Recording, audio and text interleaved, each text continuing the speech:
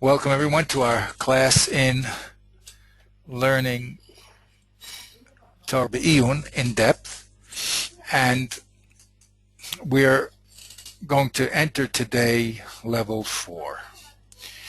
Okay, level 4. Level 4 we call the level of Rishonim. Now you see on this chart that the top part is from the Wikipedia. So the Tanaim are the people of the Mishnah. Ooh, let me get my little thing going. Makes it easier. There we go. Okay. Yeah, the Tanaim are the people of the Mishnah from Common Era 0 to 200. And then we have the people of the Gemara from 200 till 450, 500. Then the big schools, there were two big schools. The time are all from Eretz Israel.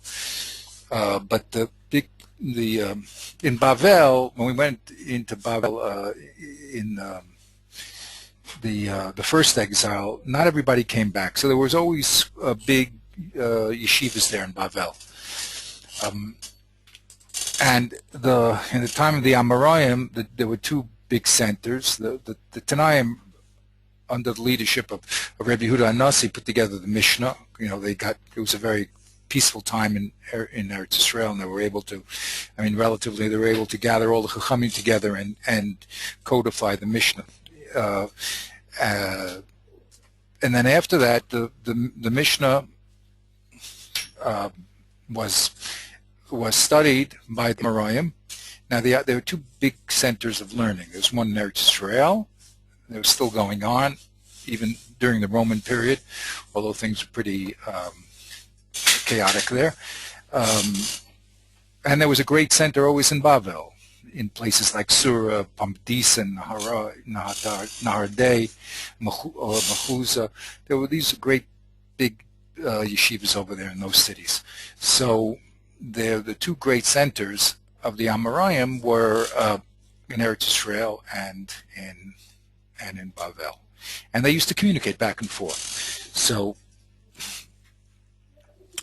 you could see here, this first chart is the Tanaim, and then the Amoraim break in these two big units. Rav Yochanan, of course, is the basis of the Torah, the Yerushalmi, the Torah in Eretz Israel. He lived to be a very, very old man, and you could see that the Romans didn't treat us too well. It got worse and worse and worse, and basically the school of Bavel, those yeshivas in Bavel, were the ones that continued the Masorah, and that really went on. Bavel, although the Gemara was called Chatun, was finished, or it's in the form that we have it by Ravina and Rav Ashi. They're the ones that redacted it, put it together, just like Rabbi Yehuda Nasi put together the Mishnah. But the schools in Bavel went on for another 550 years, till 1000. And the center of learning was always in Bavel, in Iraq, up to around 1000. After 1000, so you had the Sabrayim and the Gaonim, with the Gaonim were the heads of the yeshivas there in Bavel, and then around 1000, the center of Jewish life moved from Bavel to North Africa and Western Europe. So those then became the major learning centers, and the Sephardic Jews actually were in North Africa and moved into Spain, and there was a great golden age of Spain until Maxima Isabella decided to bring the destruction upon the whole Spanish community there, and soon after they also got destroyed, Mida K'neged Mida. But that was the big center for Jewish life in Spain. They moved to Spain, and in Europe you had in Alsace and in France the other big center of the Bali Tosfos, which were the grandchildren Rashi had daughters, and his daughters had Rabbeinu Tam, and a lot of the school of Baal Tosfos then generated from the grandchildren. So, and that was the other center. So we had two major centers of learning in Spain and in France and France and Germany. Now, it's interesting that we're going to now do this period of time called the Rishonim. And what we're going to do is to see, the aim of this program is to see what each generation does with the Torah Sheba'al Peh. So the Rishonim, we have the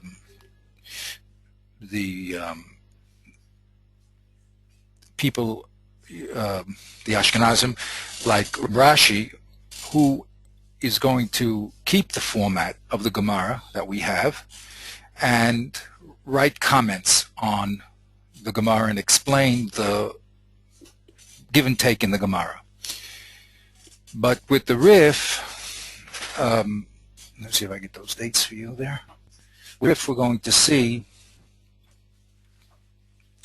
a little bit of a change, because the Rif, Rev Alfas from Bez, and you could see he's 1013, Rev Yitzhak Alfasi, to 1103. He writes on the Gemara page, but he abstracts the Gemara or brings the Gemara as the conclusion of the debate. Now, he's not interested in the back and forth argumentation. He's interested in writing down conclusions, because he wants himself and, of course, God yourself to know what to do. And the debates are often not finished where you think they're finished. Okay, they could be finished in another masech, another part. So he has to write down conclusions, but he writes his conclusions following the format of the daf.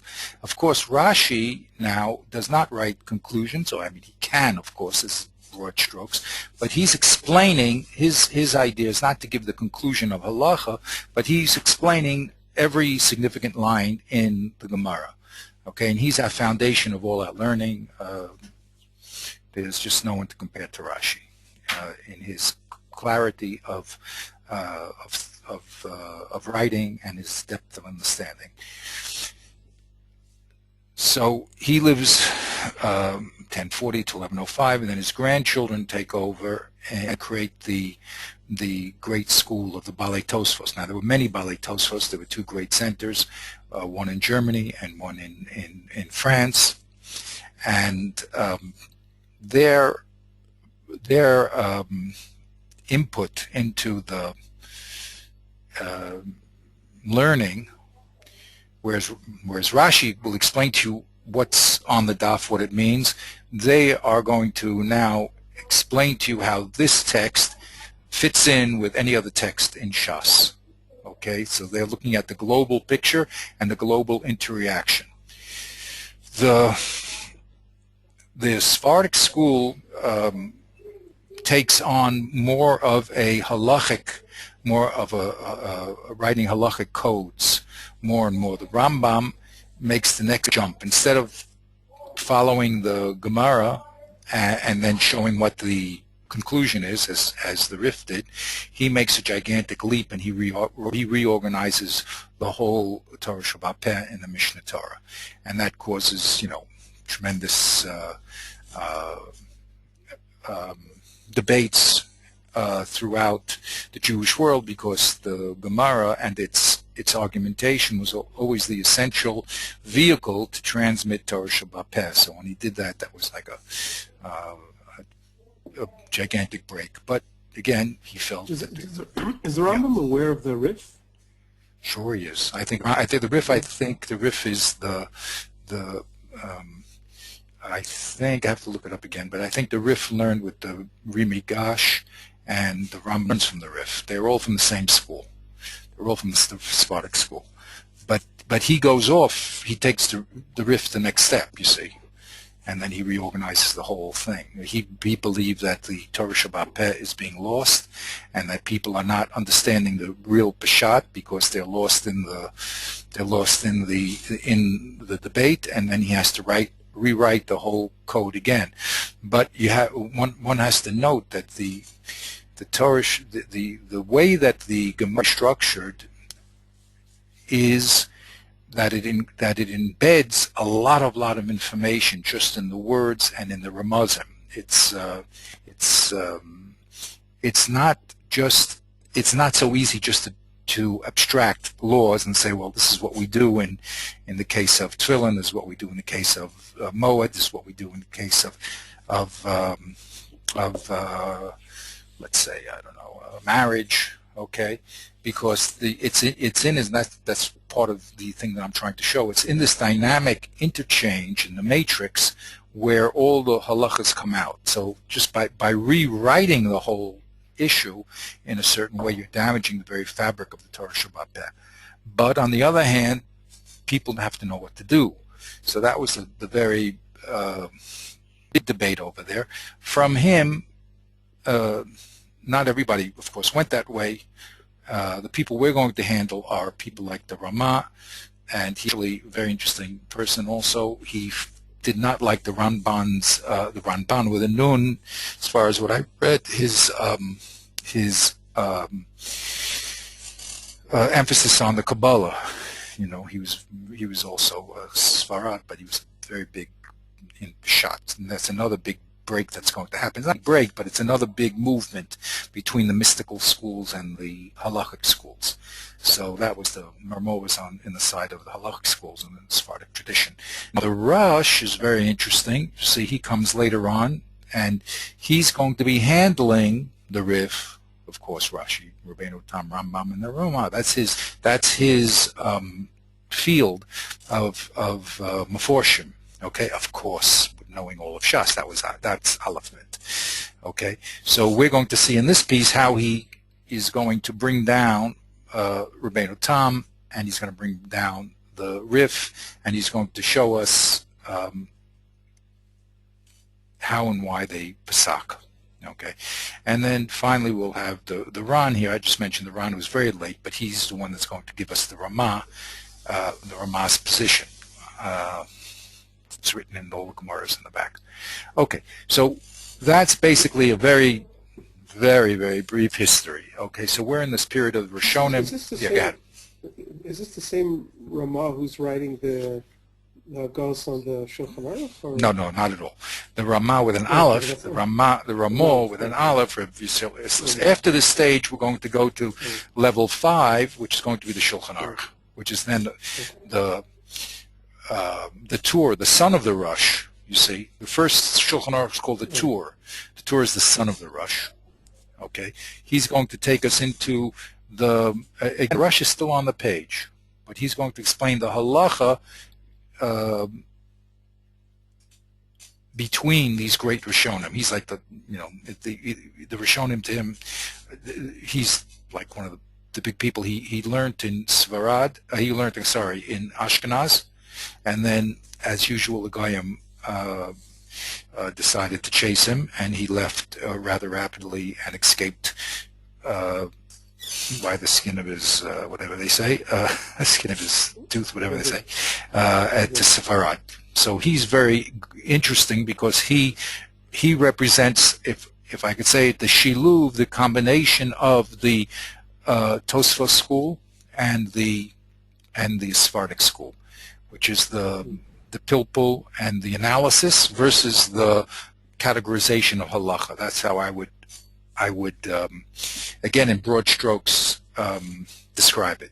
Okay, people working within the Gemara and explaining the interreactions of the matrix, and people who are trying to summarize the Gemara into categories, like the Rambam does. So he's interesting because he's in both places, and again, you're the people whose understanding and knowledge and IQ and Kedusha are very, very, very high. When you start seeing what they do in real life, I mean, in an actual example, you see the greatness of their Torah understanding.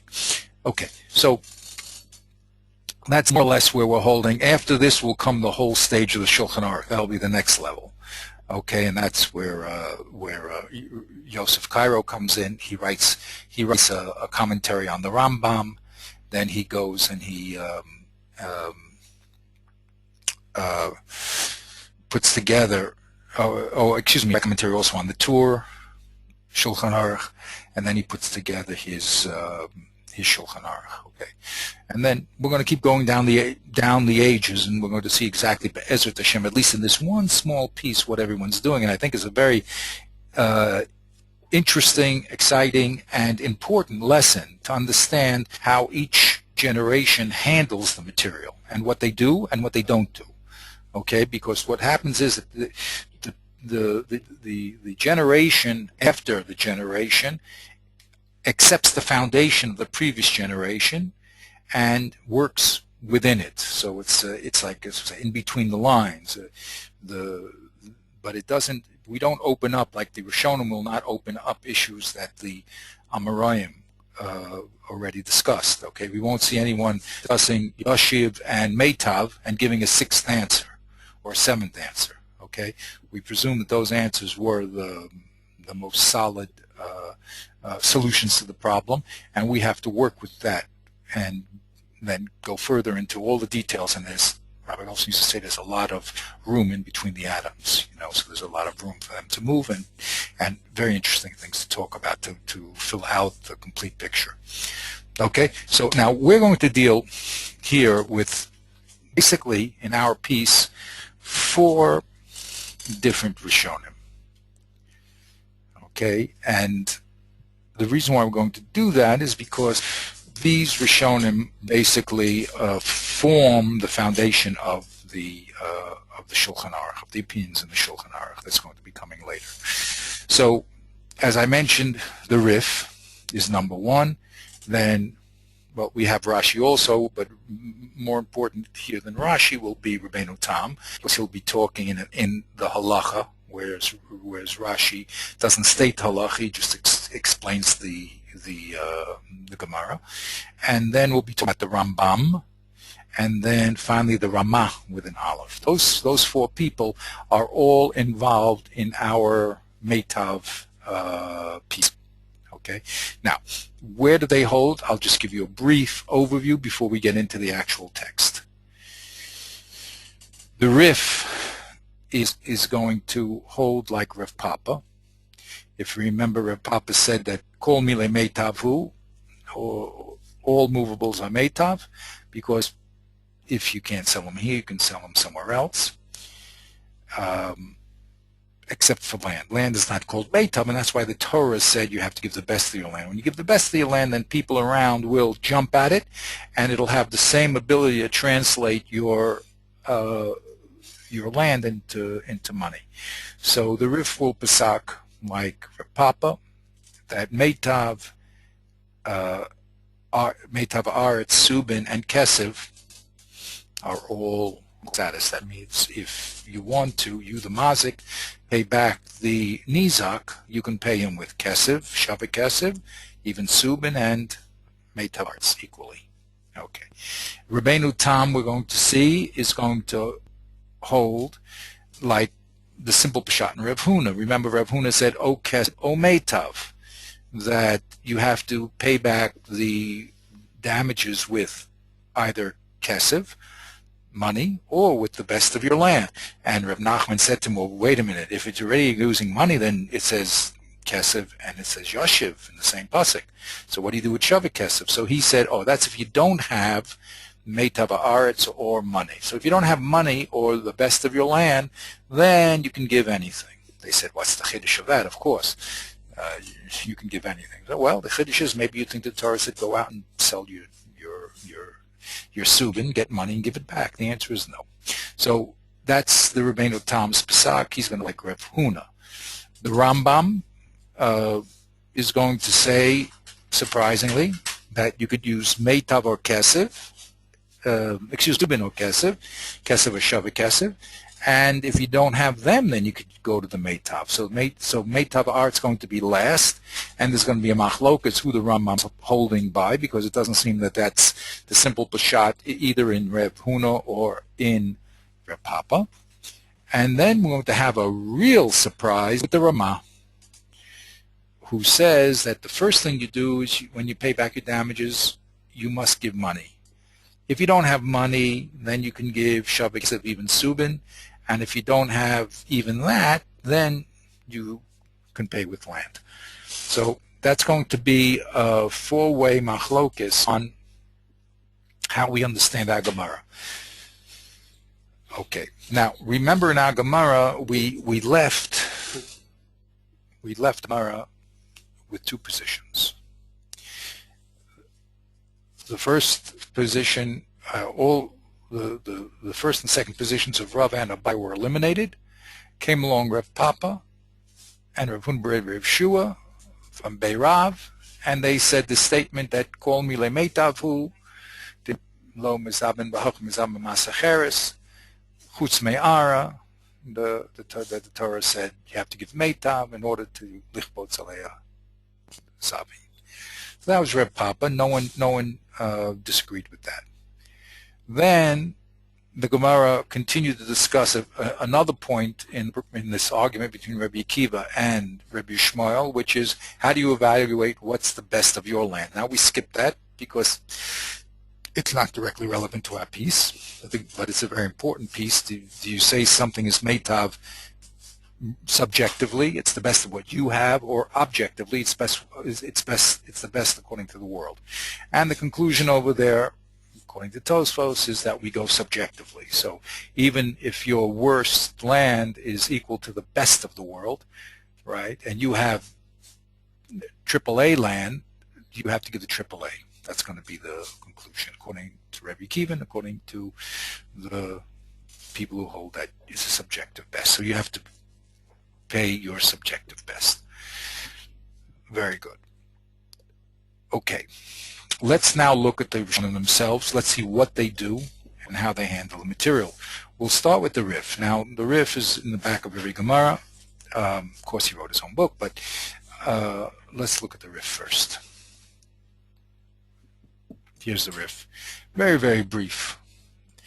He, as I said, he makes a abbreviated Gemara. Just all the pilpul, those two answers of Rava and one of Abaya, doesn't even talk about them because the Gemara eliminated them, and he's interested in what do we do, Rabbi? Okay, what's the conclusion of the Gemara? So the Rif says like this. V'hai de be'inyan meitav sedeu meitav karmo. Okay, this that we need, as the pasuk said, meitav sedeu meitav karmo. Hani mile heichi de yehiv le mikarkei, which means this pasuk is talking where you give land. It has to be meitav. Aval I yehi, but if he gives to the nizak, metaltale, but if he gives movables, kol midei de yehiv le meitav ninhu vafilu subin, then anything that gives to the nizak is called meitav, even subin. So the pasuk, even though it said meitav sedeu, meitav karma yishalem, right?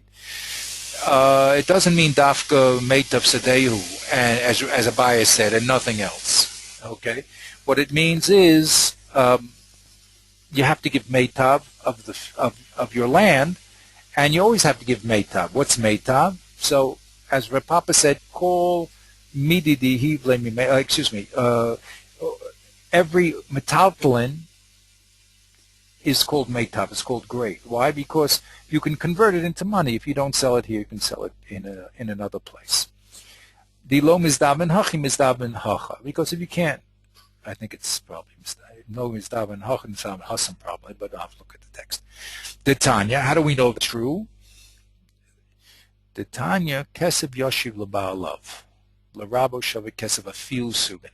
How do we know that when you give back metaltalin, it can be any type of metaltalin, even the most undesirable metaltalin, which is bran, because we have a brisa that said the word yashiv came to include all types of shavik kesef, even subin. Okay, so the Rif says very clearly in this first piece that, and it looks very clear, even though it just doesn't say the word Reb Papa, but this is really a quote of Reb Papa almost. I mean, it's a paraphrase of Reb Papa because that's his job. I mean, that's his function. So he paraphrased Reb Papa's position. He tells us that Meitav Sadeo, Meitav Karmo does not mean Dafka land, not at all. It means you always have to give Meitav. What's Meitav? Well, metaltalin is always called Meitav. Why? Because you can always get your money back very quickly. So anything that's like Kesef, any Kesef, I suppose, is the best. But metaltalin is good. The Torah says you can use it, which means that the Nizak has to go around and peddle your metaltalin and get its money. But when it comes to land, there, the Torah says you have to give the best land in order that the lack of customers will be overridden by the excitement that there's some great landing sold. So those the people that are around the area will jump at it. Okay, that's the first part of the Rif. Is that clear? Yeah. Okay, so basically the Rif is holding like Rav Papa. Now, That's you. When the Rif comes to formulate this, he must be taken into account Geonim and other people, no? oh, sure, 100%. Oh, yes. Okay. No, 100%, 100%. He doesn't need to quote them? Well, you see, you can't tell.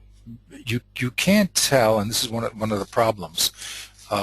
You can't tell where he's getting his information from. Whether he is looking at the Gemara itself and deciding it for you, or he has a tradition from the Gaonim. Okay, because he doesn't spell it out. His point here is just to put the finger on the Gemara page and say this is the conclusion. Okay, but why he says what he says doesn't tell us. At least in the first part, he doesn't tell us why the halacha is, or the conclusion of the Gemara is this way. In the next piece, he will tell us a little more. Where he got it and how he learned, well, again, you have to put all that together. And this is again with what I would say that the difference between the Ashkenazic school and the Sephardic school. When you're trying to paraphrase and to abbreviate and to reorganize, so what happens is you're translating the original text into new words.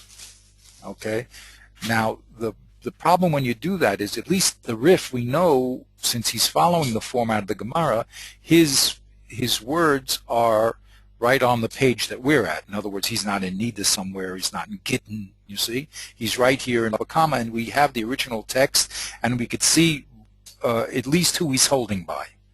When it comes to the Rambam, we'll see later, you see, since he abandons the whole format of the Gemara and rearranges the whole Torah Shabbat Peh, you see, so half the job in the Rambam is trying to figure out where he gets what he says, because he's not following the structure of the Gemara. So now he could be pulling his dinim from 3-4 places, or from the Yerushalmi, and that's really what the difficulty learning Rambam is, because he's very, very far away from the source. But anybody who does an abbreviation is going to have this problem, and the Rif has this problem too. And we have the problem with the Rif, you see. How does he know what he knows? Well, I can't tell you if he worked it out logically or he had a tradition from the Gonim. I really, because he doesn't tell me, you see. But he definitely knew the Gonim. There's no doubt about it, you see. So, and so did Rashi. So, but he's not telling us that. He's not giving us that information where. Because his idea is to, again, abbreviate the Gemara so that you'll know what to do. And this is the whole this is the whole push of the Sephardic school, you see. And even today, really, if you look at Rebbe Ovadia Yosef, the push is toward the halacha, as opposed to the analysis. Now, everybody has to do everything, don't get me wrong. As you said, the Ramah is the Ashkenazic opinion. But it depends upon which way do you go. Do you more emphasize conclusion, or do you more emphasize process? Yes. You know what you want to say?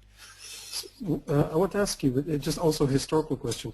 Was the Rif the first person to try to, not to systematize like the Rambam, but to take a holistic account of the whole halacha, as opposed to the Geonim? It seems like the Geonim were just dealing with single issues as they came up.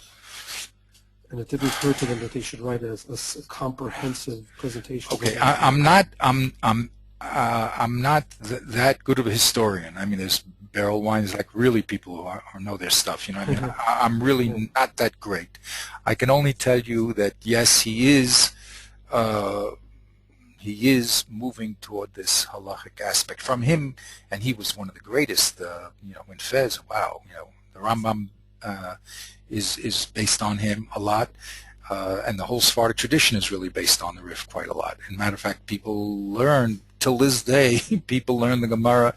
I know people that don't learn the Gemara even, they just read the Rif. I mean, I personally don't know how they do that, but that's what they do. So but it's definitely the foundation of the Sephardic school. It's basically halachic, and it's abbreviated. Okay? That much I could tell you. That's about it. Now, here in the first, so that first party, you see, and that's why this demonstration lesson is so important. I think you have to see the text in real life and not just someone talking about it. So here you see that he summarizes the text very briefly, tells us what the pasuk is, Meitav Sadehu, tells us what the pshat is, but on the page he's right next to the Gemara. He's following the format, so you know exactly where he is. I mean, you know that he's in Baba Kama, and you know what's handling. Now, the second piece he says like this: Va'afal gav de plige Rav Huna v'Rav Asi. Even though Rav Huna and Rav Asi argue, remember, Rav Huna was the one that said, "Oh, kesef meitav," and they said, Rav Asi says, "Oh, kesef harika karka." They say, "Well, what is he saying?" He says, "Oh, he also agrees." So they argue with Rav Papa. Now, Rav Huna's position is that "Oh, kesef meitav," and if you don't have kesef meitav, that's the only time you can use subin. So subin drops down to the poor, what is that called? The poor sister. You say whatever, I forgot what they call it, the stepsister, I don't know what they call it. But that's only second best subin. Okay, whereas where Papa is saying the kesef, meitav, aretz, and metaltalin are all on one line. You can use either of them because actually metaltalin is like kesef. Rav Huna said metaltalin is worse than meitav and kesef. Okay. Now he says va'afal gav de pli Rav Huna. Why should he say va'afal gav? Well, because it's going to be one of our problems. The last word in the Gemara is given to Rav Huna. That's the last word, and Rav Asi just supports him. So that's the last word in the Gemara. But even though it's the last word, structurally, the Rif tells us, Kaimalan, Rav Papa, Rav Huna, Rav Yeshua, and he gives a reason. The halacha, we makayim the halacha, or we establish the halacha like Rav Papa and Rav Huna, Rav Yeshua. Why? De Basroi Ninhu. Because they are called the later authorities. And that's what the Rif says. So let's a little chart over here. Okay. Wow. Okay, here's Rav Huna. Rav Huna is very, Rav and Shmuel, they're called on the line of the Tanoim. They can even argue here and there with the Tanoim. Okay, they're the first Amoraim. There is a drop, but they're right on the border. Okay, so that's Rav and Shmuel. Students of Rav is Rav Huna. Okay, and you see also Rav was from Surah. That's also in Babel. And Rav Huna is in the same school. Now, from Rav Huna, okay, we have Rabbo, who's the Rebbe of Rava and Abaya. Okay. And then we have Rav Papa over here, and Rav Huna Bereda Reb Yeshua, who is the next generation down. Okay. So Our Gemara, in the first half of our Gemara, brings four opinions, and Reb Papa and Reb Huna Bered Reb Yeshua, who are the students of Rabba and Abaya, and they're called Basroi. They're called the later authorities. Okay, and we have a rule that we Pesak. We presume that the last people of the generation is the Pesak, like the Mishnah Brewer. Not everyone agrees with the Mishnah Brewer. Mishnah Brewer is not a word, but mostly the Mishnah Brewer is accepted. Okay, we don't go when it comes to Pesach Halachim. We go, well, other people disagree. I mean, there are people, of course, disagree with the Mishnah Brewer, but most of Klal Yisrael accepted it. Okay, so here the general rule, we have a rule here that we go to the last mentioned authorities in the Talmud. Okay, and that's Reb Papa, Reb Huna, Reb Yeshua. That's what the Rif tells us. Okay, now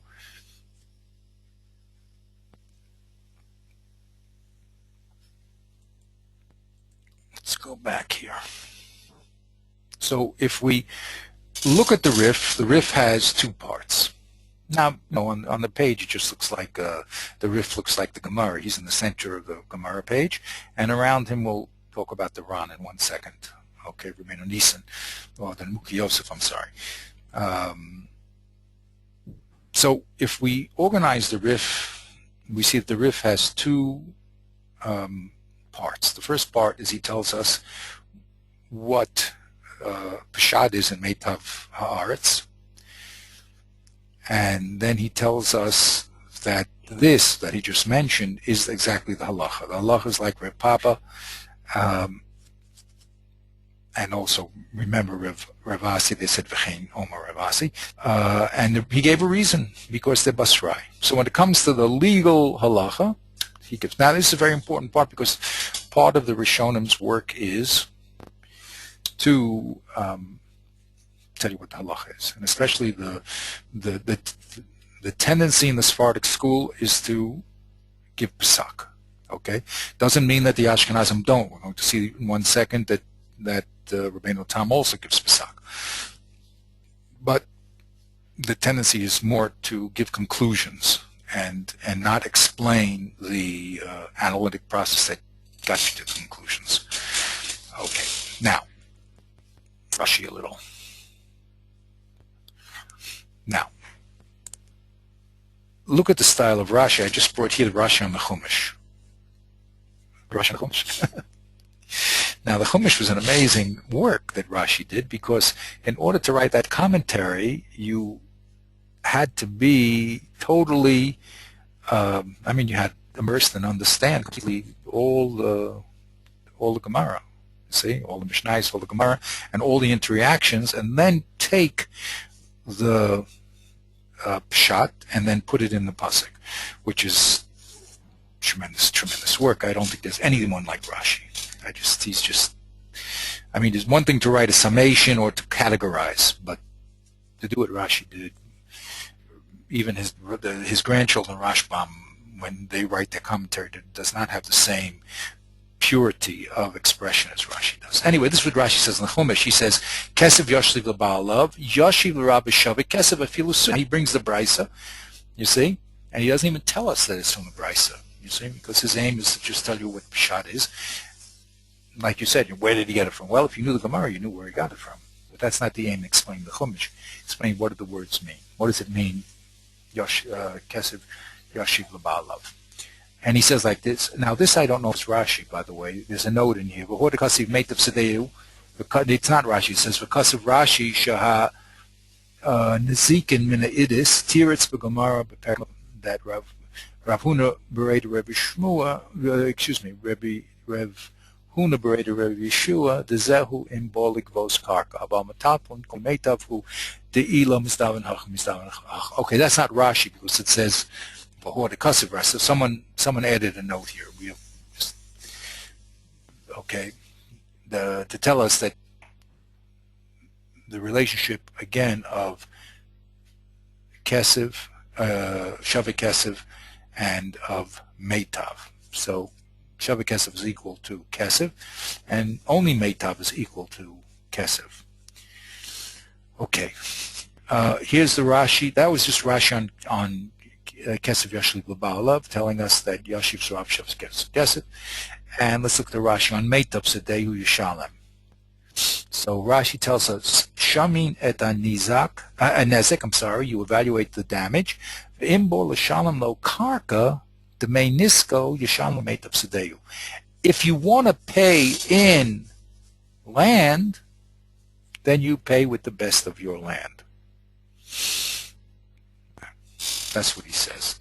He doesn't say you only have to pay in land or money. He says if you want to. So people want to say that Rashi's holding also like Rav Papa, explanish like Rav Papa. V'im hayaniske sela yiten lo shava sela. If the damage was one sela, then you give the equivalent of one sela me'ide shelo, from the best that he has. Okay. Lamadcha hakasev shahazikin shamin lehem beidis. So he says the pasuk is telling us that in the zikin you have to pay with the best. Okay, what's the best?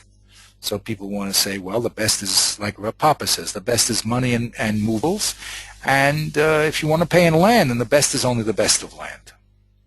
Okay, but you see, you have to explain Rashi and where he's holding, because here he's not talking on the daf, he's talking on the Chumash. But let's look at him in the Talmud. Okay, let's look at him in the Mishnah. What he said. Remember, the Gemara said, "That was the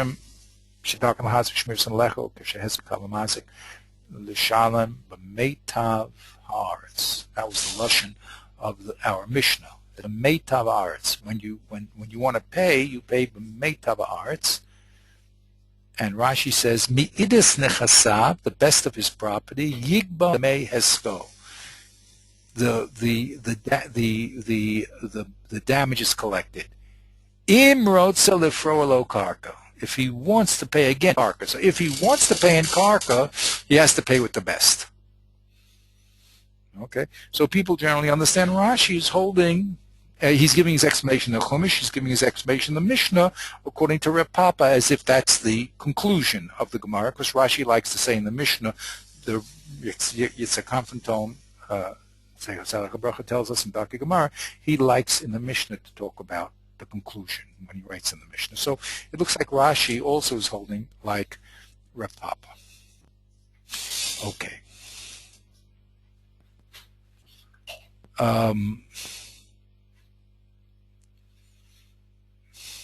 Now here, I'll remind you where this Rashi is. The Gemara eliminated the two answers of Rava eliminated answer one of Rava, that it's talking about Balkorchon Midaito. Then it eliminated Abaya, and then it said, wait a minute, Makol Makam Kasha. Wait a minute, well, how do we solve this problem now? Now, what was the Kasha? Rashi here explains the Kasha. Makol Makam Kasha, Meitav v'yoshiv demar besubin. The Kasha that Abaya asked was between the pasuk that said Meitav Sadeo Meitav Karmo and Yoshiv L'Rabos Afilu Subin. Why do I'm stressing that point? Because Rashi does not say that the problem is Kesef. We have three variables here in the Pasukim, right? We have Kesef, Yoshiv on one side in one pasuk, and we have Meitav in the second pasuk, right? So there's three variables. So when Rashi explains on Daf Zion, Abaya's problem, he explains it as the collision between Yoshiv and Meitav. Okay? So he says, he says, Mikol Makom Kash Meitav v'Yoshiv, Damar Besubin. The next thing he comments on is Rav Papa, that I brought here. Kol diyehivle mi meitav yehivle. Remember, that was the lashon of Rav Papa. Everything that you give has to be from the best. The key farale subin. When you subin, yiten lo subin ma'ula shalo. That was the answer of Rava number 2. Rava number 2 said there's no kasha between Meitav and Yashiv, because just like you have to give the best of your land, you have to give the best of any metaltalin that you give. So we said that he changed the premise that Meitav was better than metaltalin. He put them on the same scale, and he said there was an analogy, just land, just like there's different grades of land, and you have to give the best, so you have to give the different grades of metaltalin. Okay, we knocked that out and said v'hom meitav sedeu kasiv. Wait a minute, how could you say it should? And Rashi says v'ida kamarta. If it's like you say, lichtov meitav sa. Rashi explains the kasha. The pasuk says meitav sedeu. According to you, it should have said meitav. Always give the best. Why does it say meitav sedeu? It means there's a special quality in soda that metaltalin doesn't have. So they knock out the second answer of Rava. And here's Rav Papa. He said, Kol mile meitavu. What does it mean, kol mile? All things are good. Rashi translates, the metaltalin, kol mile metaltalin, all types of movables. Tiltel means to move. All type of movables. Why? Sheyachol laholichan mimakam zeh lamakam acher.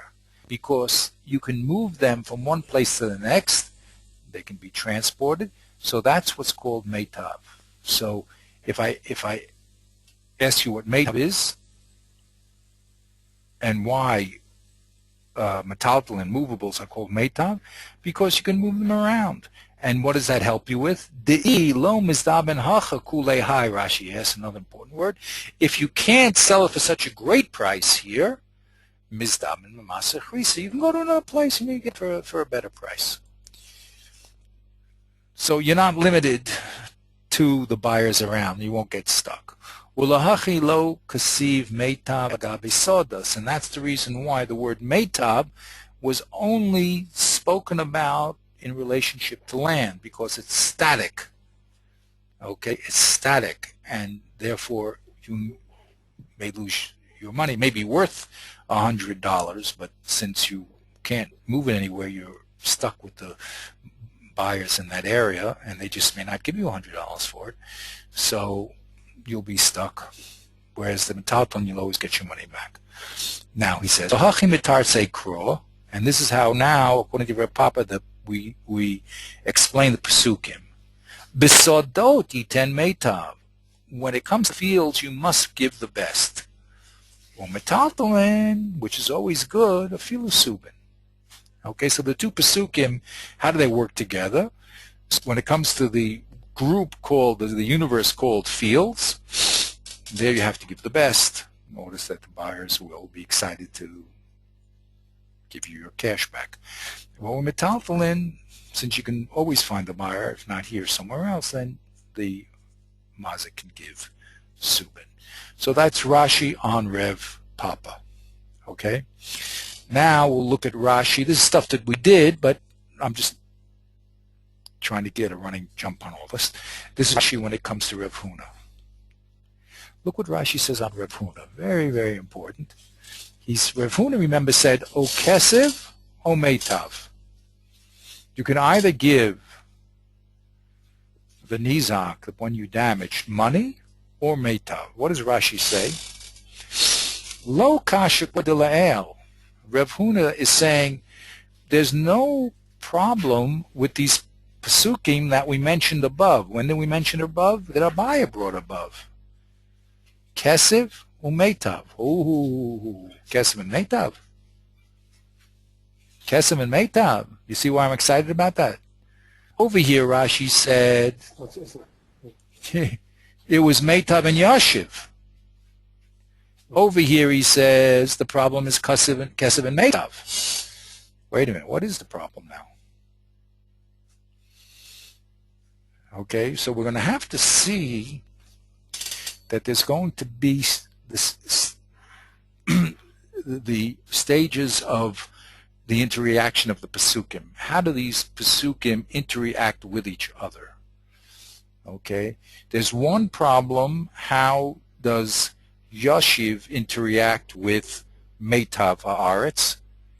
Rashi tells us here, Rav Huna, however, is presenting another problem. How does Kesef interact with Meitav? So this is a new problem that we didn't talk about before. The only thing that Abaya brought up was the conflict between Yoshiv and Meitav.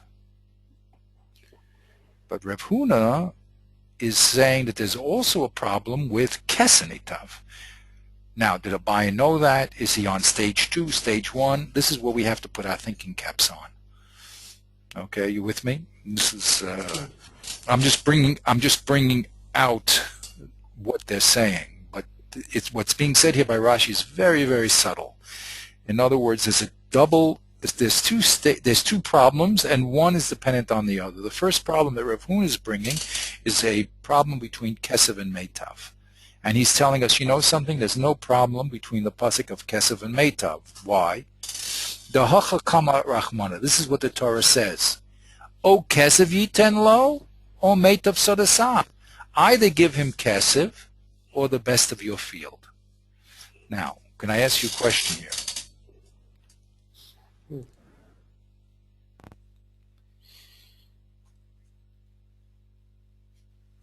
When we're looking at the Svar Chitzona, now that's why I brought you all that stuff last week.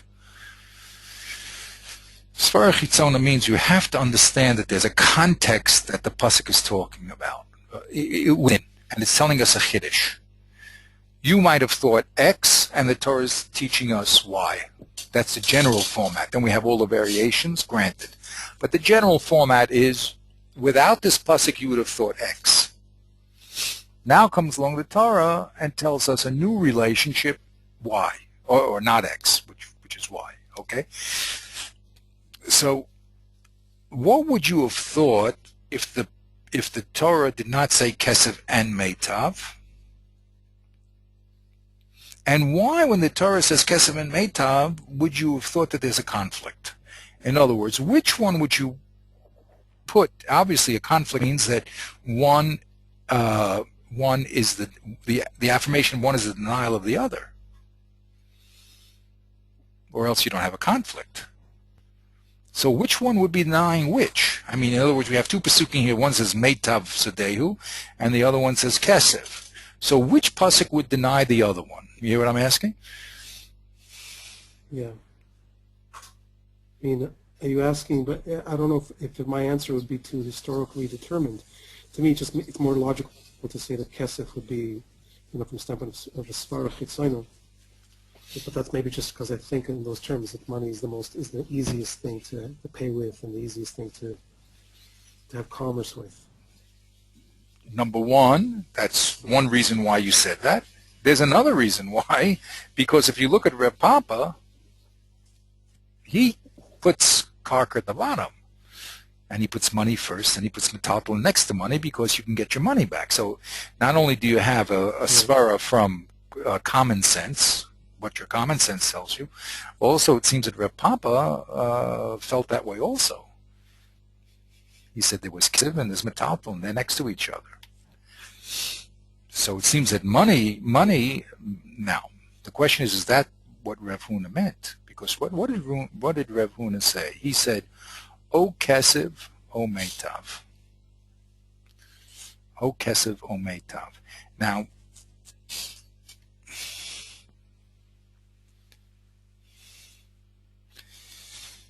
if the Gemara later on brings a statement and it says, Kesef Harihu Kakarka. That was Rav Asi's statement. They want to know if Rav Asi is talking about Nezikin, then the same thing as what Rav Huna said. That's what the Gemara says. So they go through all different cases he could be talking about, and it says, what really was stated was Rav Asi agreed with that.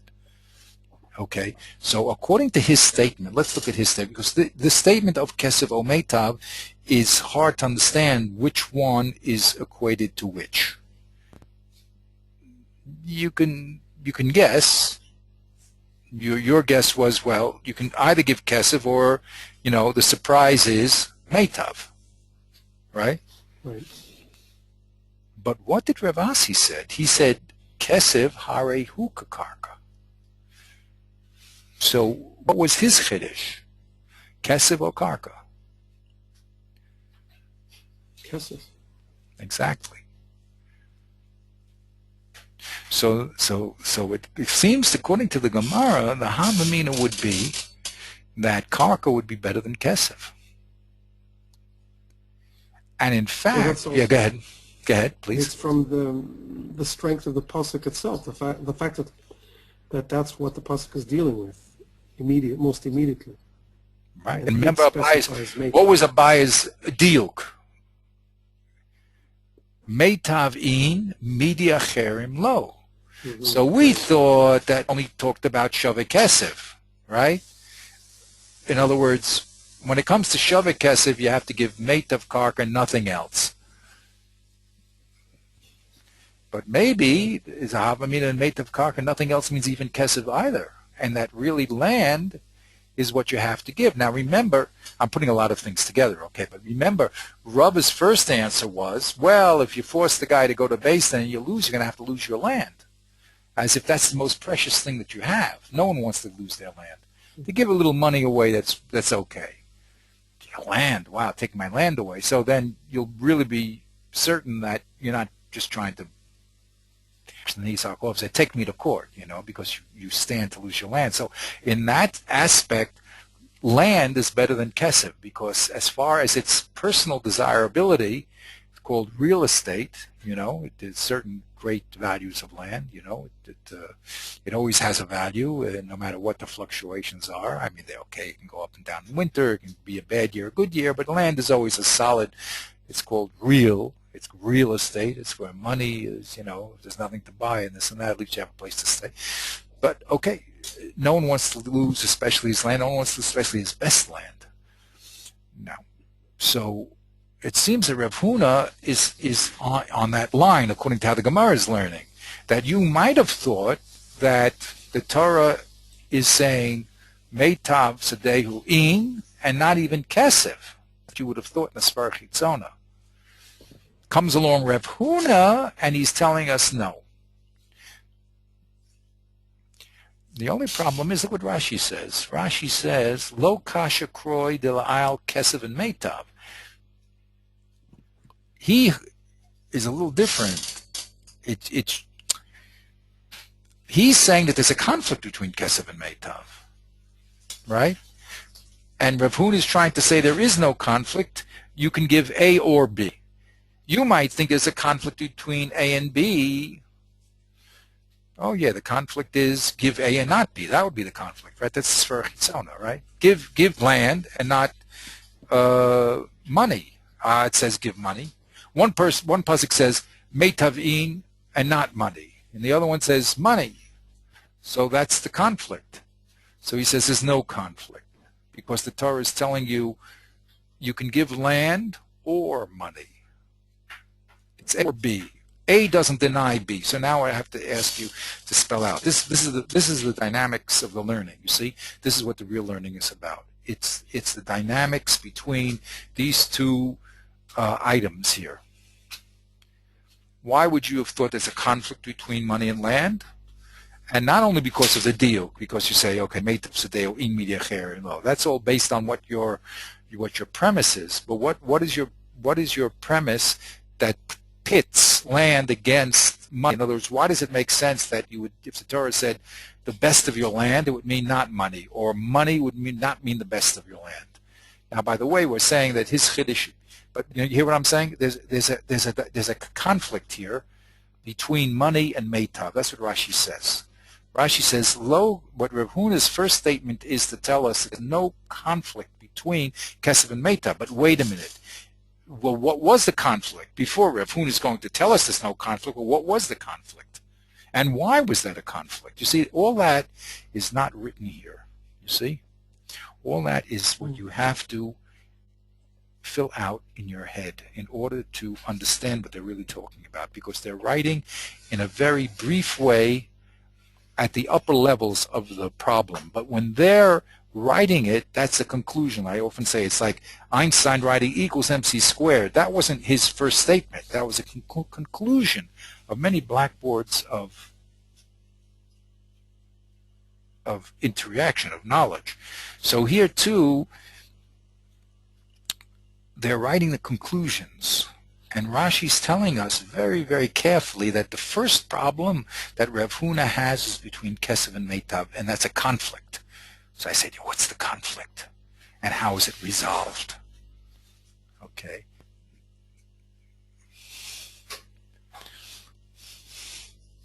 In other words, you're saying it's because of what we read in Rabbi Yitzchak Kampenton that there has to be an absolute economy of verses, so that we're not going to have two superfluous verses, even though the Gemara only brings in Yoshiv, but Kesef is still an issue because it's another potentially superfluous verse or word. That's correct. So now, which one is superfluous? And what's the chiddush that it's not? It's even. If I only had one, I would say not the other one. Kamash Baman. The pasuk tells us. You would have thought without the pasuk. I'll spell it out here. According to what's going on here, you would have thought Kesef you can't use, only Meitav.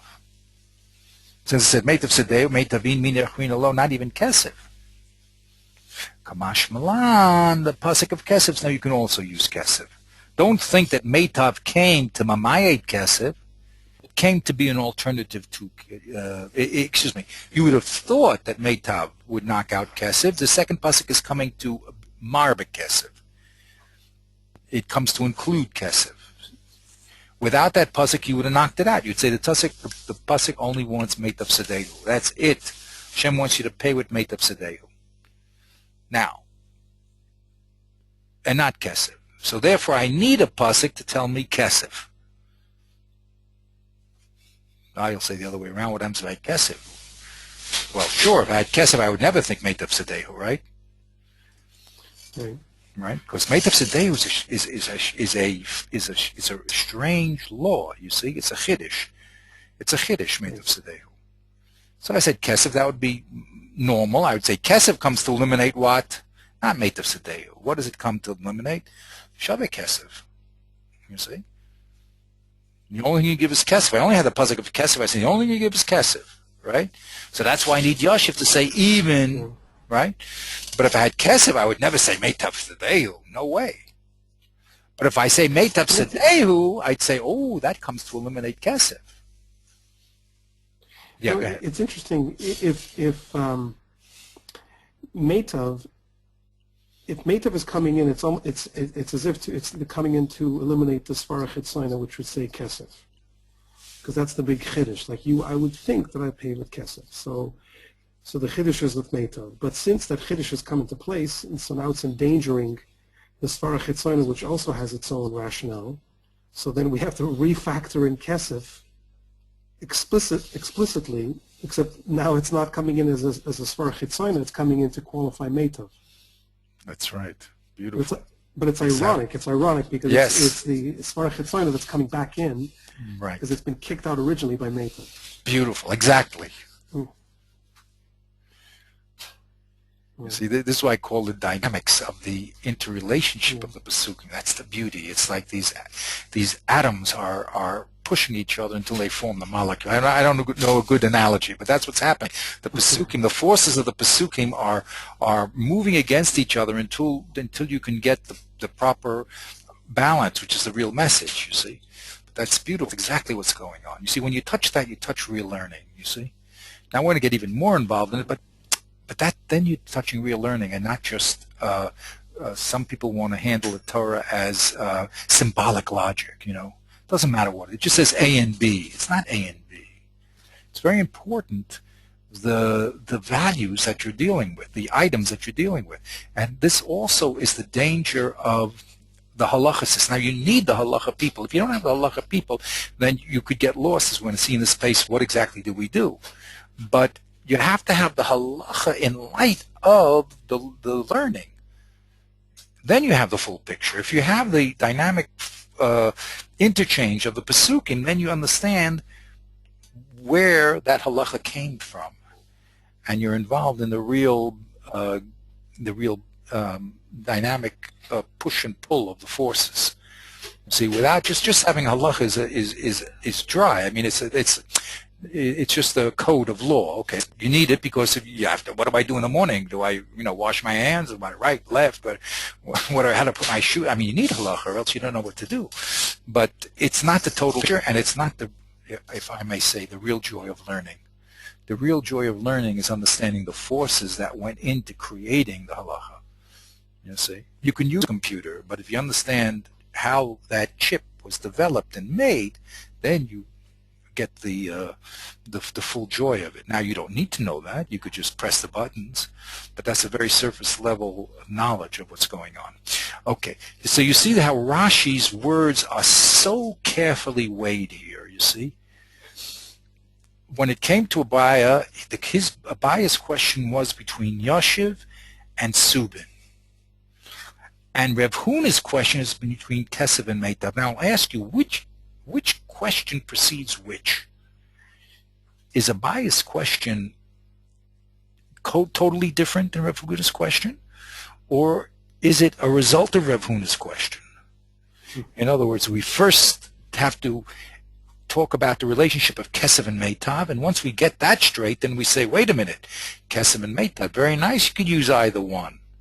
Comes along Rav Nachman and says, wait a minute, that's very nice. I hear beautifully what you say, Rav Huna, that that the Chiddush is af Kesef, because as you said, even though that would be a Sfar Chitzona, once I said Meitav, I would knock out Kesef, and now Kesef comes back in. But you know something? What happens?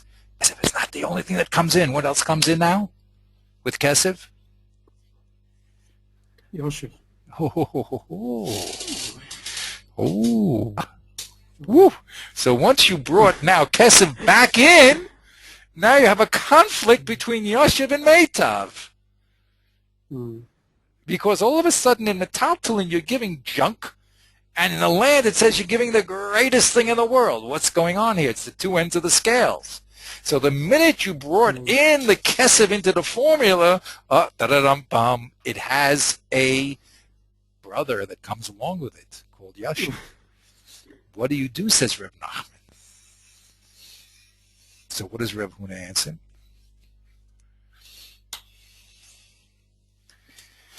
That Yoshiv is only, it's the stepsister, as you say.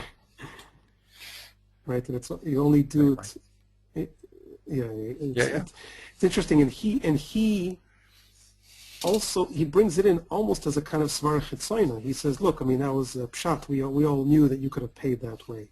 So then they ask him, well, actually, that's the question to him, is that's pshat. But then when he says, yeah, but what is his point there? That we don't make him go. It's mentioned explicitly because we don't make him go out to the marketplace and change it for kesef. Yeah, well, that's the final thing. But what about the step before? Yeah. He says, wait a minute. First of all, Rav Huna comes along and he says, you think Meitav Sadeyu, that's all you can give. And that's come to eliminate kesef, right? So he says, no. Don't learn the pasuk that way. It means you can give Meitav Sadeyu, and kesef is an equal alternative. So Reb Nachman says to him, wait a minute, if kesef is an equal alternative, it says Yoshiv Marmar Shavik Kesef Kesef. That means Shavik Kesef is an equal alternative. So how can you say Meitav Sadeyu and Shavik Kesef in the same breath? The greatest thing that you can lose is the best field, so much so that you want to eliminate kesef. Now you're telling me you can give junk. You can give, I mean, not junk, it's worth money, don't get me wrong. But, I have to fill up my house with suman and go around schlepping it to another town and to sell it? Come on. The Torah is so makbi, Meitav. Let me ask you a question here. Because we said that that kesef is being brought in as the return, the kind of the revenge of the Svara Chitzayna, having been left out, so we have to refactor it in. Right. But maybe it's not quite Svara Chitzayna, because maybe Svara Chitzayna would have been Kesef or Yoshiv, Kesef or Metaltalin, and so when he's bringing it back in, and that's why he needs to qualify it. He's excluding Metaltalin. He's saying, look, I didn't want to go that far. I'm not bringing in Svar Chitzayna, wholesale. it's actually a chiddush in a way.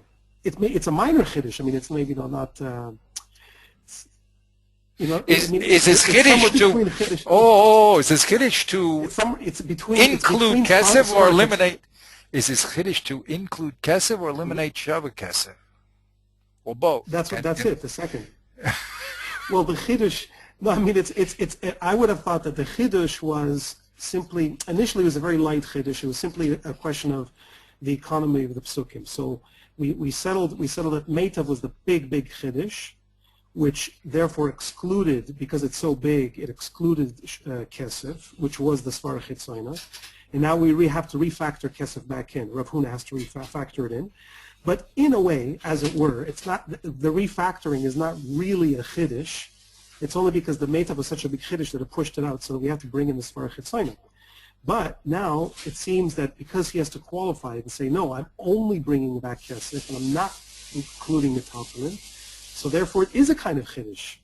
See what I'm saying? It's not a chiddush on the same level of Meitav, of course, but insofar as even kesef has an exclusive power, it excludes metaltalin, so it's not merely a matter of dragging in the Svara Chitzaina again.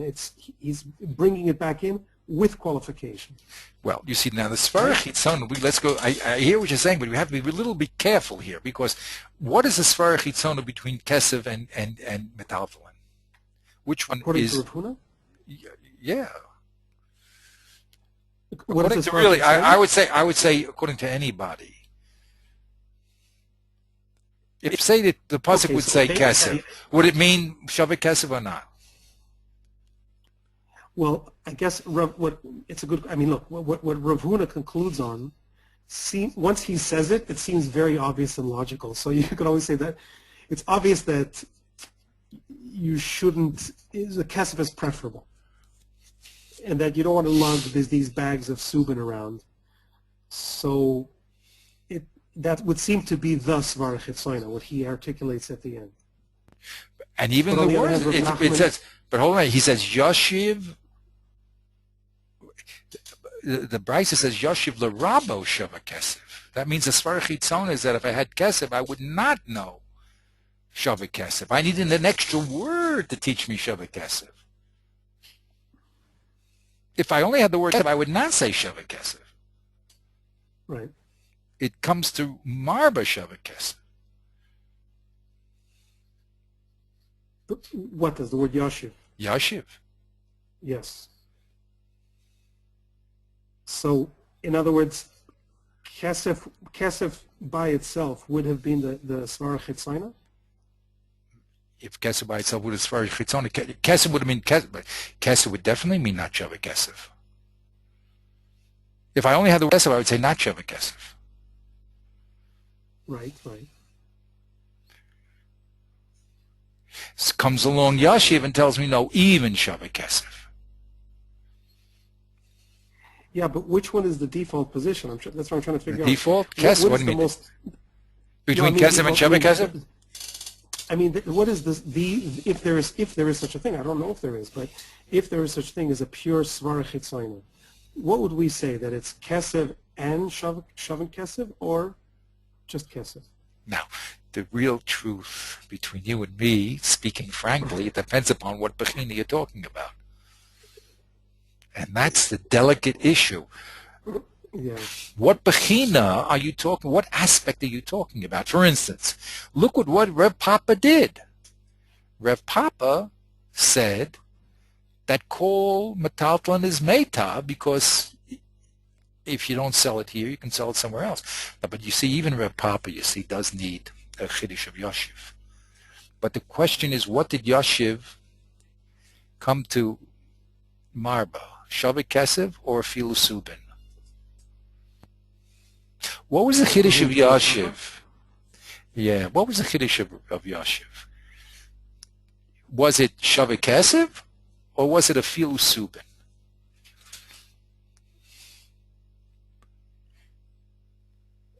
I would think that's a good question. It's a very good question. No, why? Because it depends again, what's the bechina? What is the Yeah, bechina that we're talking about? If you, because it's exactly I would, what you said before. If you're saying in Sfarach Zona that Kesef is equal to Shavik Kesef, then I don't need Yashiv, because I could just use Kesef. I would think Shava Kesef. So I would think Shava Kesef is the bigger Chiddush, just because of the tircha. That's the factor that everybody seems to be concerned about. Is there's an extra tircha involved in going to the market and exchanging subin for Kesef for either party, whoever we're talking about. So the bigger chiddush would be to say, look, it's Shava Kesef. I mean, market value, that's what it is. I don't care about what the bother is here. What is B'Shat Afilu Subin? Just say Shavik Kesef. Yashil Rabba Shavik Kesef. Oh. Why does he say Afil Subin? Wait, who says Afilu Subin? It's Rav Papa? The Brisa. The Brisa says Yashiv L'Rabba Shavik Kesef Afilu Subin. Yeah, Afilu Subin. Yeah, well, that's the Chiddush. That's the Chiddush. Because that's not Svara Chitzoyna. Because that, again, we always, it's so interesting. We keep coming, all of these questions come down to who are we trying to not harm, the mazik or the nizak, right? Like whose pain were we trying to minimize? So if we say afilu, the word afilu is, I think, is the key word, right? Afilu suvin. So that's the chiddush. The whole weight of the chiddush falls on the word afilu. We're saying, look, it's not really nice to pay with suvin, but push comes to shove, you can even push. You could even pay with suvin here, and which is harming the nizak, right? It's harming the guy. Exactly, right. He opens up the door in the morning and he's got 100 bags of suvin outside of his door. Right. No cow, no money, Subin. You can't get no milk from Subin. He's got to run around buy money, and then he's got to get his cow. or his carrot. Right. So that, I guess that would be the chiddush. I mean, that's the chiddush where the chiddush falls, right? It's not on kesef as such. Kesef as such is not a chiddush so much as something that needs to be refactored in because of the demands of the pasuk of Meitav. I mean, Meitav is sort of the starting point of everything here, right? It's the pasuk that comes in as a major chiddush that pushes out kesef as maybe the default svara chitzoyna. Then kesef has to be brought in as a svara chitzoyna, but afilu subin that's the other chiddush. It's the added chiddush. Right. Now, of course, it's not that simple, because this is the argument between really Rav Papa and Rav Huna B'Shul on one side and Rav Huna. You see, because look at Rav Papa and Rav Huna. How did they learn the Brisa? You see? How did they learn the Brisa? They said that metaltalin is called Meitav. So did they have a problem between Meitav, Kesef, and Shavik Kesef? In other words, if I ask you now, make the dynamics. Oh, I wish I had a good word for that. Well, I'm going to use the word dynamics. Okay, so now you tell me, what is the dynamics in the world of Rav Papa? How does it work? Which one is on top? Which one is brought in? How is it brought in? You explain that to me. Okay, no, I've lost Rav Papa now. Okay, Rav Papa says like this. Rav Papa says like this. Remember, Kol Mile Meitavu. Dim los abne me hasa mizame me masach rise. Chutz mi bar mi karka. Karka is not called meitav because you're stuck with the few customers around. So came along the Torah and said meitav karka, and that compensated for its only meitav, compensated for the lack of customers.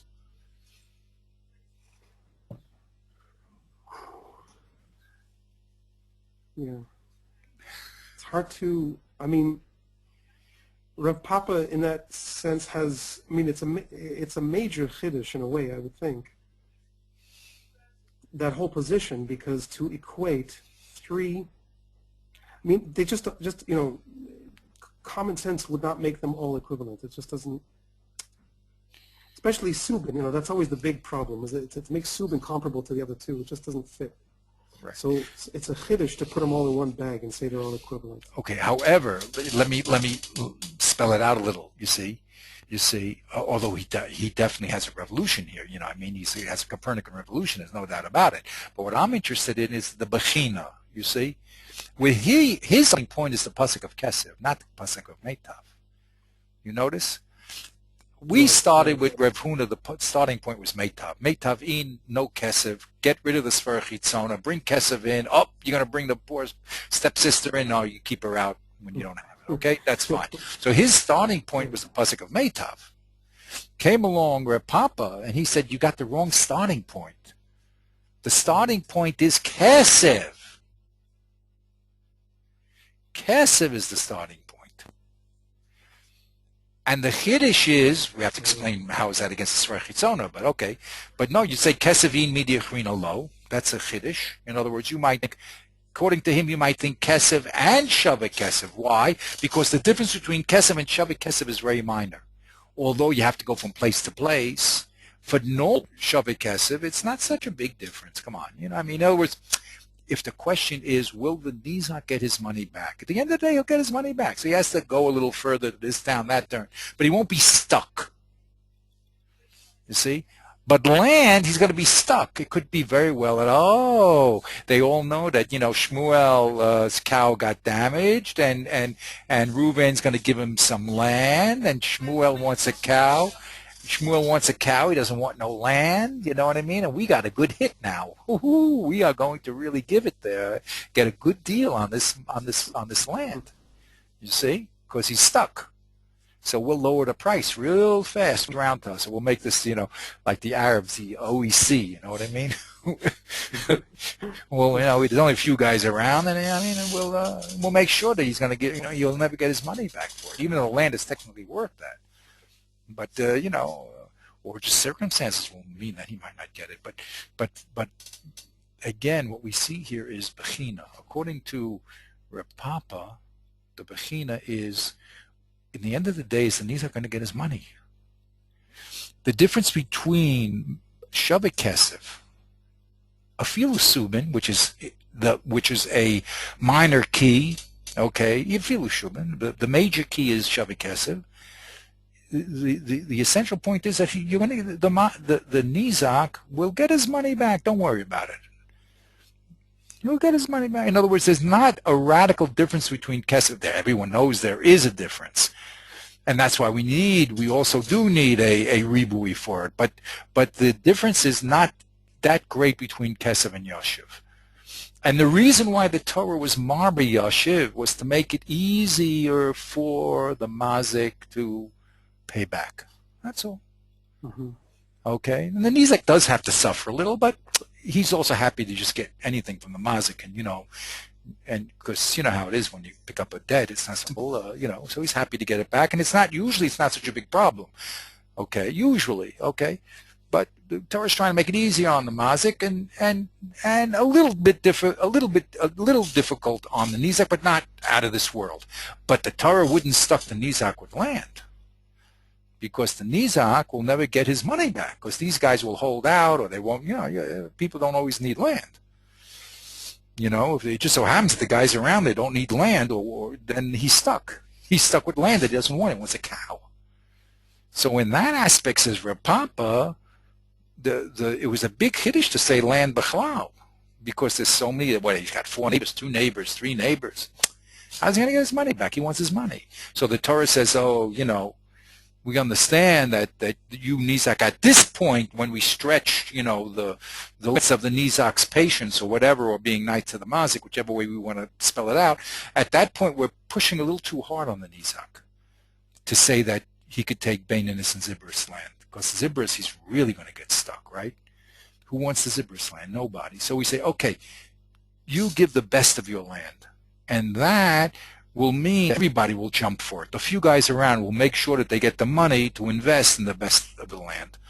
Okay, so that will, yeah, go ahead. Sorry. Okay, I have a question here. And okay, how would Rav Papa I'm just thinking now. I'm trying to understand Rav Papa's position in light of what we of Compenton. Rav Compenton. Yeah.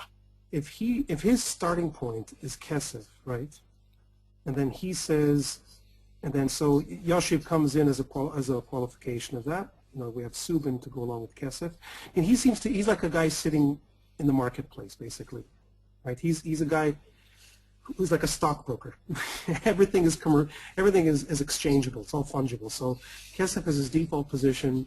Then Subin is okay. That's fine. That's also basically Kesef, a little bit of Tircha, and then Meitav comes in as a major qualification, because if we don't bring it in, there's going to be some serious loss.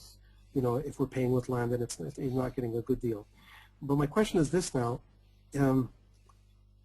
That position seems to be like not the whole position, but just the starting point of Kesef would seem to be Svar Chitzoyna to me. And so my question is this: what would he see as the Chiddush there? Because if Rav Kampenton is saying, look, every single pasuk is coming in as a major Chiddush, and it's going against, if we had not brought it in, our common sense would have taken us to some other place. So when Rav Papa is saying, look, I'm going to, in my Copernican revolution, I'm going to put Kesef in the center of my solar system here, that move, before he even brings in Meitav and before he even brings in Subin, just that move itself can't be Svar Chitzoyna. Otherwise, why is the Torah coming at all? Very good. So now I'm just going to throw out a possibility, How about the old possibility of a cow? Or, well, here, just give him fruits. Give him in kind. Okay. How about that? Right. Pay him in kind. I damaged 10 bushels of fruits. Oh, he has 10 bushels of fruits.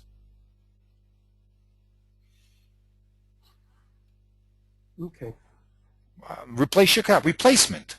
Right. Why does it have to be compensation? Replacement. Replace what you damaged. Right.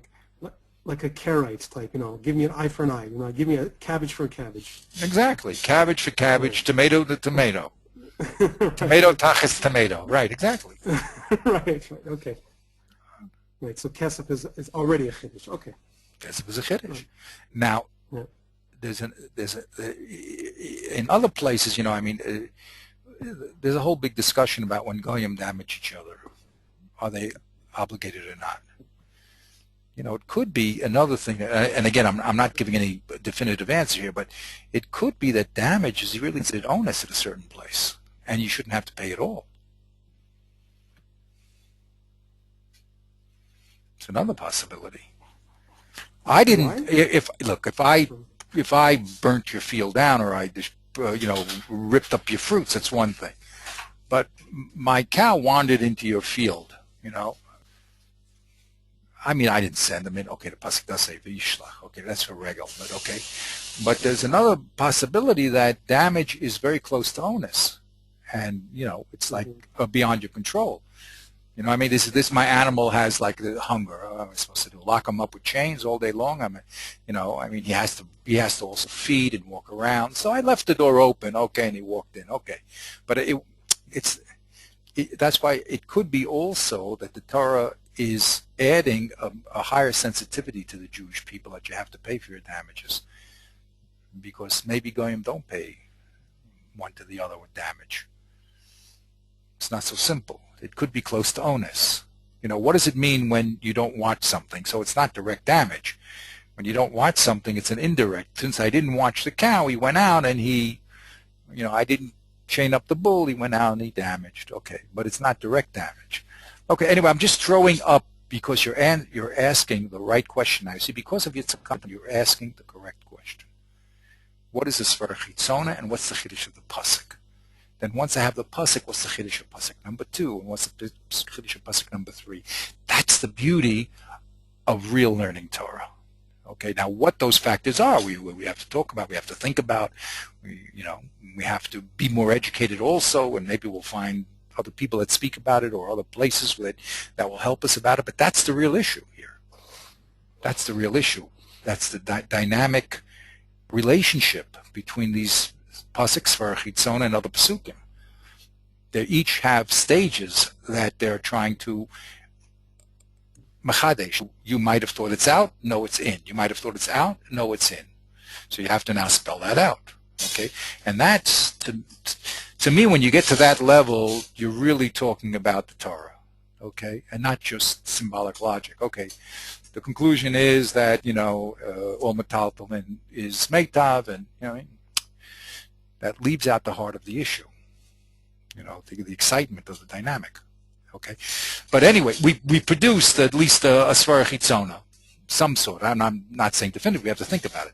But to start with kesef is a chiddush, either because you would think maybe damage you wouldn't have to pay at all, or because you think replace the object. Or it says no, don't replace it. It's not a question of replacement. It's a question of compensation. You have to give monetary compensation for your damage. That's what the Torah says, according to Reb Papa. Monetary compensation. Once it's monetary compensation, money. That's it, and nothing else. The Torah now allows Shavah Kesef to come in, because the difference between Kesef and Shavah Kesef, getting the money in your pocket, is not that great. But hold on now, said Papa. The Torah wouldn't let karka come in, because the chances of you getting your money are now becoming less and less and less in the scale. So the Torah creeps in meitav. That's about that, because that's good enough to equate to the amount of customers you have by going to the next store. It makes up for its immovability. That's Reb Papa. Now, Rav Huna has a totally different setup here, right? He starts with a totally different setup. He starts with meitav. Meitavin midyachrina lo. That's it, top of the scale, nothing else. That's what you would have thought in Svar Chitzon, because why is it Torah's Mechadesh meitav? Meitav is, and then we said, what's the svar that meitav is the best that you have? Okay, land has a certain bechina that is something that a person doesn't want to part with. So if you do damage, you have to know you're going to part with your best item, which is your land, not only the land, but the best of your land. So now you might think, hey, if you have land, you have to give the best. That's it, my friend. Comes along the Torah and says, wait a minute, I didn't go that far. Kesef is a good alternative, which is a chiddush, because land is, if you're talking about personal desirability, what a person wants to hold on to, the best of land, that's what you want. So the Torah now lowers the bar and says kesef. Comes over Nachman, and he says, wait a minute. The minute it lowers the bar for kesef, it let in shavah kesef of Rav Huna. What are you doing? So Rav Huna says, no, it didn't leave in shavah kesef. That's only when you don't have kesef or meitav. Big chidushim, but a whole different way of seeing the dynamic between the three pesukim. And that we got only from Rashi, that said, Lo kasha kroy d'dalayil, kesef and meitav. That's all in those words. I mean, Rashi's head was there, you know what I mean? When he wrote those words, he wasn't dreaming. Those words are E equals MC squared, you know what I mean? He expects that you're going to recreate the whole thing. That's why Rashi, when you understand him and how he writes, you say, wow, this is like Einsteinian, you know what I mean? How could a person write so briefly, and a kid can read the words and get something out of it, and the Talmud Chacham could get the words and say, wow, that's a tremendous chiddush. He made a distinction between Kesef and Meitav. Up to this point, we only thought the distinction was between Meitav and Subin. Now, what does it mean? How come that the Abaya's problem was between Meitav and Subin and not between Kesef and Meitav? What did Abaya think? So now we had to create the whole the universe that they were in to understand their dynamic, and each one has their own specific dynamic, you see. And that's it. So anyway, that's what Rashi says. Were we holding now in time? We have a little time, right? Are you still okay? Yeah. Okay. Yeah, so let's go. This is unbelievable stuff. I'm telling you, this is unbelievable stuff. This is beautiful. I mean, this is the nuclear physics of learning. You know, it's fantastic. It's real. It's the core issues. You see, and we're touching again. As we go deeper and deeper, we're going to see what people do and how they do it. But you have to appreciate each level, how they're opening up the issue, because when you read those few words of Rav Huna, they say Kesef Meitav, so yeah. Give me the key. Yeah. Okay. Good. Let's go to the next one. So now Rashi says in the second piece, he says, "V'holo are Rev Huna adhacha," and this that they didn't bring Rev Huna until this point. Remember, Rev Huna is the last person is spoken about. How come they didn't bring them in after Reb Papa immediately? They had this whole other issue. Why did they have an interruption? If he's talking about the same dynamic, albeit with a different starting point, but bring it where it belongs. So he says, Mishum the boy la suke milta de Rabbi Yeshua Rabbi Akiva, the boy la al kashem shamin, also beinanes b'shalohen shamin, etc. Okay, but haki kol marivayis. Now Rashi is saying like this. We had a break. Remember, we didn't go through it with because of just time limitations. But the Gemara went on to the discussion whether it's a metav is subjective or objective. So Rashi says that's part of the discussion of the original brisa of Rabbi Akiva and Rabbi Yeshua. But the nizak shayminin or by the mazik shayminin, when they came to the conclusion that it's you do the evaluation in terms of the nizak. In other words, you have to pay with the best of the nizak's land. With the mazik's land. That's the machlokas, the mazik or the nizak, and they both hold you have to pay. The only question is there a cap that you pay only up to the best of the nizak's land, or no, you have to pay subjectively to your land the best? So then the next question there revolves upon what is called metav, subjective, what your best or what the world considers best. That's the whole problem. So Rashi says they took that, they were discussing originally this brisa of Rabbi Yeshua, Rabbi Akiva and Rabbi Yeshua, and Yishmael, excuse me. So they continue to finish that issue. But that's very uncomfortable. Because if this issue of Rav Huna really is dealing with the same interaction of Pesukim, so why couldn't they bring it immediately and then talk about the brisa? Why do they have to have this interruption for? It's true that they were talking about the machlokus of Rabbi Yishmael and Rabbi Akiva. And it's true that the subjective and objective payment is an important issue to talk about when you talk about the brisa. But why couldn't they have brought immediately Rav Huna right after Rav Papa, let's say, or really where he belongs before? So this is something that we have to think about. I mean, I don't have any, quick answers about this, but Rashi, that's what Rashi's bothered with. Since they're dealing all with the same issue, which is the relationship of these two Pesukim, so it'd be better off to have brought them right after Papa, or even before Rav Papa, or somewhere, and not to have this break. Okay, so Rashi says the reason was because now I think that there's a deeper level of this problem here. We would have to think very deeply into exactly what Abaya's problem was and what his setup was, why it came first in the discussion of the machlokus between Reb Yishmael and Rabbi Akiva, and why secondly there was this break to talk about subjective and objective. Why does that fit second? And why does it properly fit second? And then why does Rav Huna come now? But that's again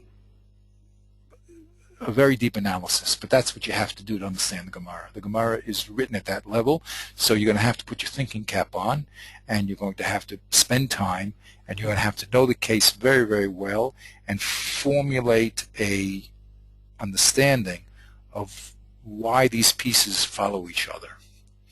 Okay, but we're not going to do that just because of time limitations.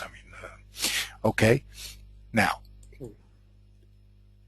So Rev Nachman says to him, hey, it says, wait a minute.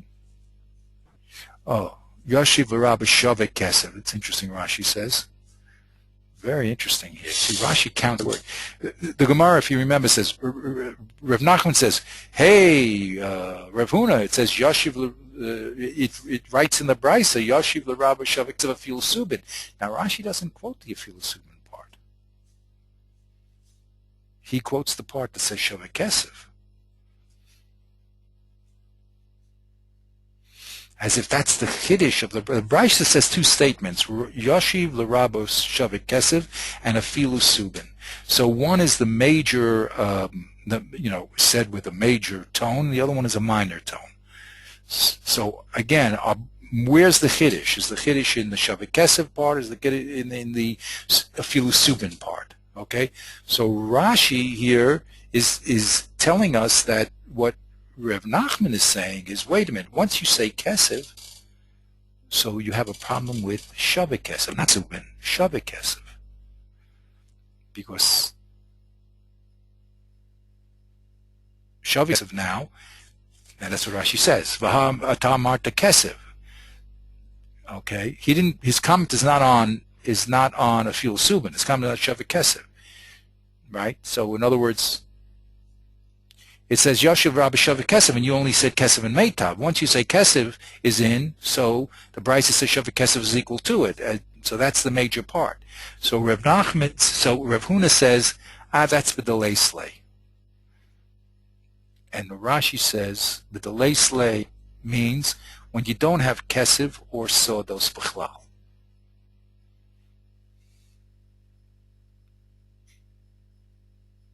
Then you can use Shavik Kesev.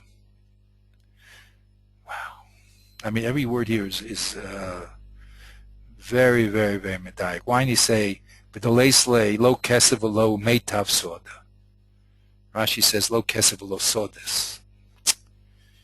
Very strange. Again, be very sensitive to each word that Rashi says. There's nothing here that's the pen writes real quick without the mind dictating what to write. Okay. So the Gemara says, "Mao the same Amrinan lay lamazik." We say to the mazik, "Zil tarich b'zavin." You go sell the subin b'kesev, v'aisile kesev kamash malan. That he has to accept the shavik kesev. Okay. So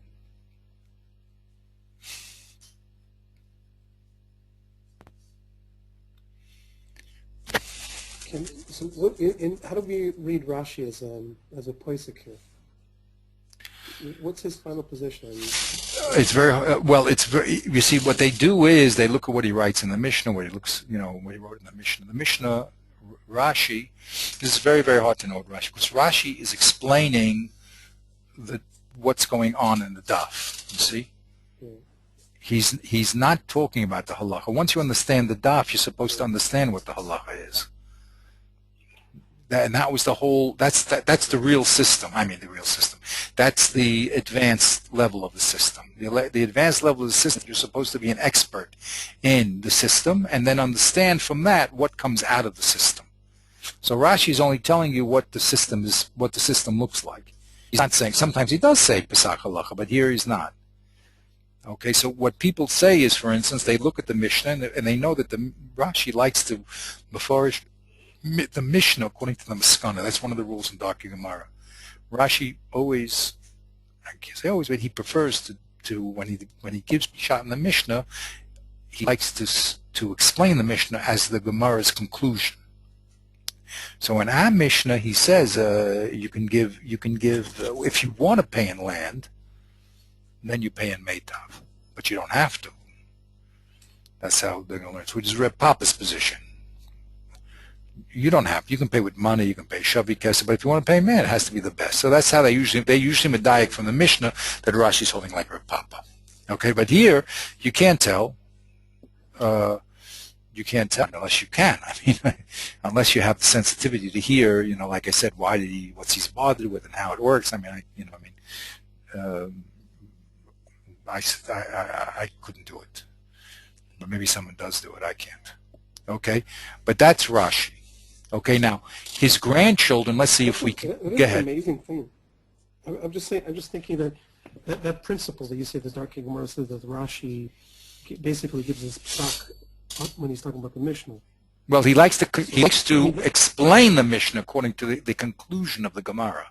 So it should be the conclusion of the Gemara should be the halacha. If that's how the Gemara concludes, then that should be the halacha, right? If eye for an eye, tooth for tooth, money's for money, so that's the conclusion. That's the halacha. Even though there was a possibility, it means take an eye out for an eye out. There is a possibility. Yeah, go ahead, please. I'm sorry. To me, it's amazing that, I mean, even then it's Rashi's reading of the Gemara, right? I mean, Yes, in 100%. that sense, it embodies a psak. I mean, because somebody else might read the Gemara differently. Right. But I just find it amazing as a principle because it's saying that the Gemara is not adding anything to the Mishnah. Exactly, it's I not. mean, of course, It's explain the Mishnah. articulating it. Well, it's the same, just like saying the Mishnah is not adding anything to the Chumash. Right, exactly. But it is, but it's not. I mean, Right, it's right. just explaining the Chumash. But wow, Yeah. you know what I No, mean? it's the inner articulation, we would say. Exactly. The inner, Exactly. the internal divisions and the nexus of all the elements, but Right. it's not actually changing the whole. Right, exactly. The whole idea is just to explain the Pesukim. We're not trying to make Torah here.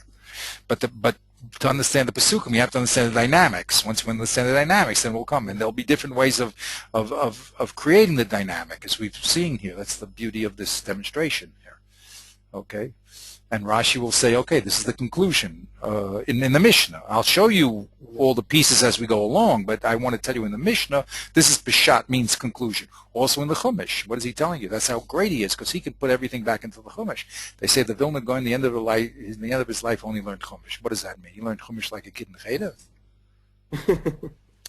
It means that all the Mishnah, Gemara, Rishonim, Halacha was in his head. When he read the Pasuk, it was a chazar of everything. He saw everything there. That was the Chumash. What is it? Anything else? That's what it is. If you don't see it, you're okay. You're a child. No, everyone starts off as a child, but that's not what it's talking about. It's like saying a computer is only pushing keys. That'd be foolish when it's only pushing. That's what you do, but that's not what a computer is. There's all sorts of science and going on in there. You know what I mean? The same thing with a Chumash.